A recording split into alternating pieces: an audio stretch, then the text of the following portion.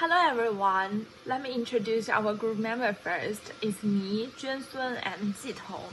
In this project, our primarily objective was to develop a classifier for the Kaggle competition. Well, the evaluation metric is the F1 score, since this is a long default prediction problem. F1 score is a particularly meaningful metric because it balances the precision and recall. In leading decisions, both of these metrics, precision related to avoiding unnecessary rejections, and recall relates to identifying the risky borrowers. We began with the exploratory data analysis to understand the structure of the dataset. This step helped us review variable types, inspect missing values, and examine the target distribution. One of the first important observations was that the target variable, the Lowen status, is imbalanced. That immediately suggested that accuracy alone would not be sufficient measure of model quality, since a model could achieve higher accuracy simply by favoring the majority class. To improve the prediction qualities, we invested substantial efforts into feature engineering. Instead of relying only on the raw variables, we designed additional features intended to better represent borrower risk and the financial characteristic. For example, we created adapted to income style ratios using the loan amount and income, and an experience to age ratio to X approximately borrower stability. We also transformed several continuous variables into grouped categories, such as the credit score bins, age groups, and income brackets. This transformation introduced more structures into the data and often help model to capture nonlinear patterns that are common in credit risk problems. After featuring and engineering, we evaluated multiple model families, including the logistic regression, the random forest, the light GBM, XGBoost, and CapBoost.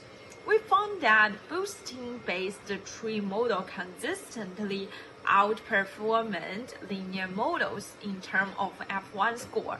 In particular, the XGBoost showed the strongest performance, which is intuitive given its ability to capture feature interactions and complex nonlinear effects. Overall, our early performance improvements were driven mainly by better feature representations and selecting models suited for structured tableau data. Once we established the baseline models, our next focus was ensuring that the classifier was well-fitted and that our evaluation was reliable. Rather than depending solely on a single train validation split, we use a stratified key-fold cross-validation. Stratification is especially important for imbalanced datasets because it preserves class proportions across fields.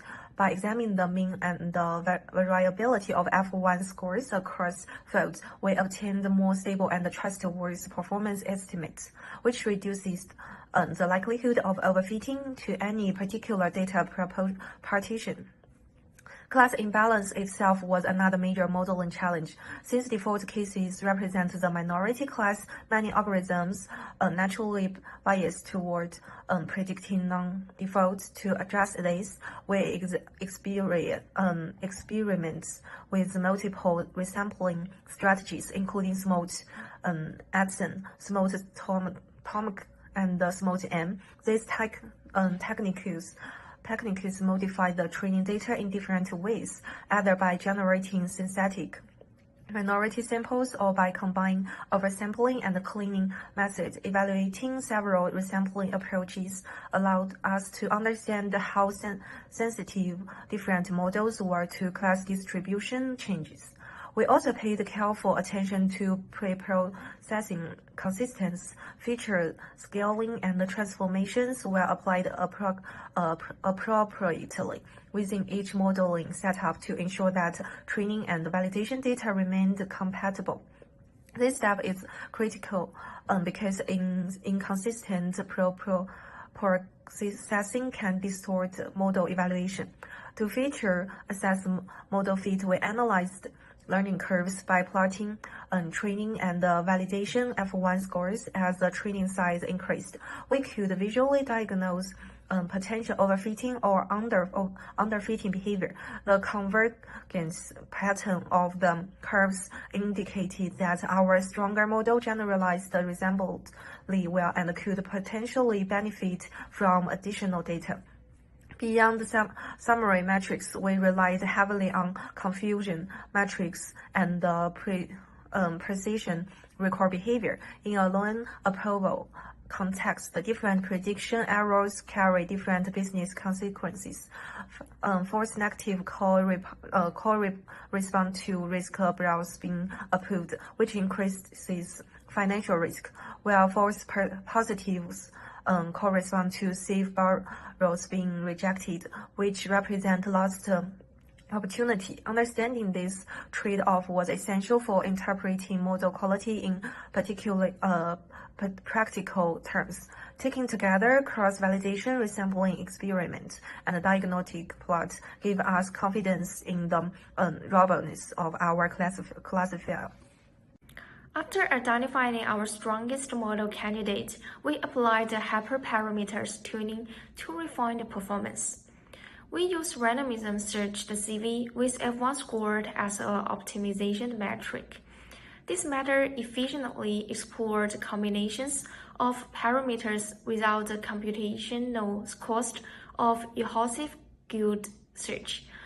For models such as XGBoost and LightGBM, performance is highly sensitive to parameters like trade depth, learning rate, and sampling ratios, so tuning is often essential.